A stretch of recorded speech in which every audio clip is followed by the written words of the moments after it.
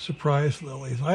They're called surprise lilies or sometimes resurrection lilies because they send the foliage up in early spring right with the daffodils. You can see right here, it's right with the daffodils. I think the daffodils have more of a point on the end, and the magic lilies or mystery lilies are more rounded on the end, but it's about the same time. And this is a perennial in the amaryllis family, and it's the hardiest of all the Lycoris species. The bulbs are about 3 inches, and once established, they'll go on for a while. I've moved them all around the yard here for a long time. Here's one in full bloom, and you can see some over here that are just coming up. And notice that when it's blooming, there's no foliage. It's just the flower stalk comes up in July or August, kind of from nowhere.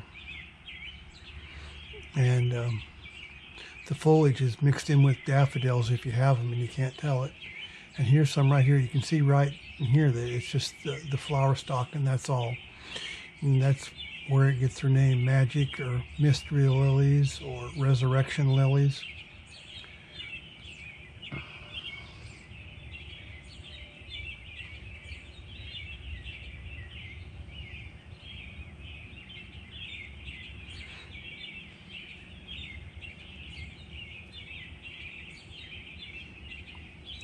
I found that these here in the front, that they do fine in a ground cover, but the more some ground covers they don't do so well in, like vinca minor.